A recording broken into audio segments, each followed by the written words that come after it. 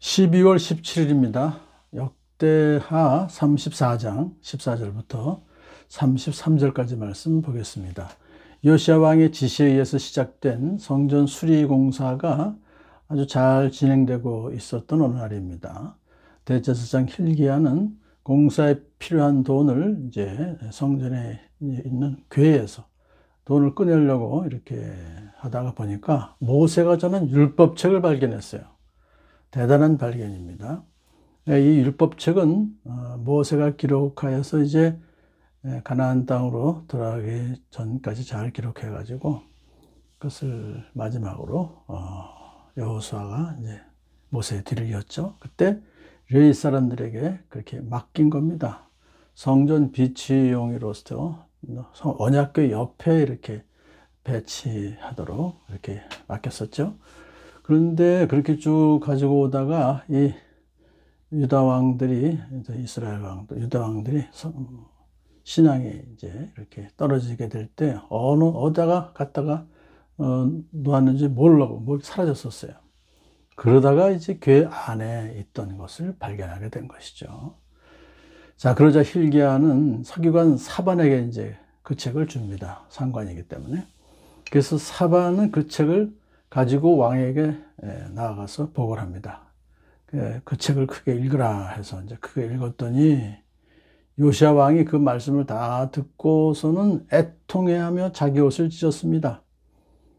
분명히 모세오경이니까 신명기 28장의 내용을 들어보면 저주의 내용이 있었죠. 축복의 말보다 저주의 말이 훨씬 더 길잖아요. 말씀을 순종하지 않을 때 받는 그 저주가. 그래서 요시야가 생각해 보니까 자신도 그렇지만은 아버지도 그렇고 조상들 또 백성들의 지나간 삶이 우상을 섬기는 그것은 하나님 뜻이 아니죠.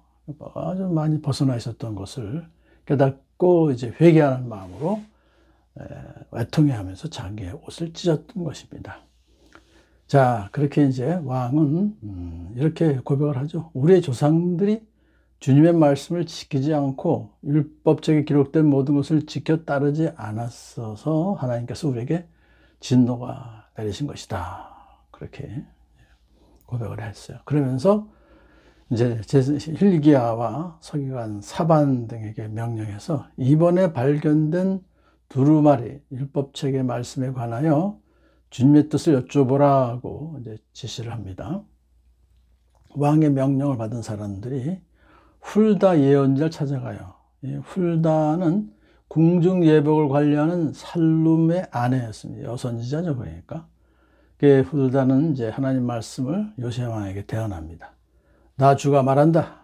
유다 왕 앞에서 낭독한 책에 기록된 모든 저주대로 내가 이곳과 여기에 사는 주민에게 재앙을 내리겠다.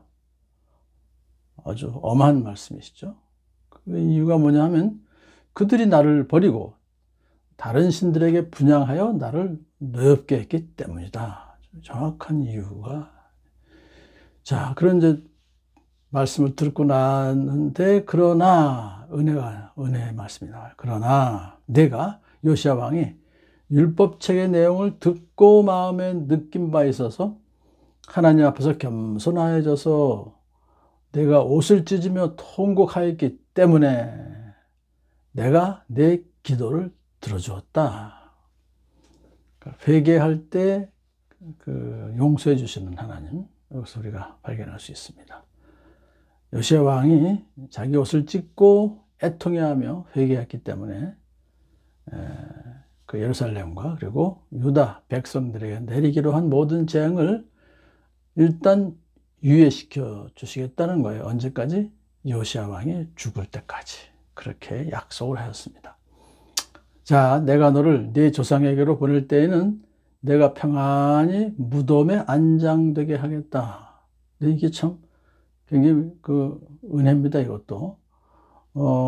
왜냐하면 지금 나라의 그 여러 가지 형편이 주변의 강대국에게 무슬림이 아시리아는 북이스라엘에게 망했고요.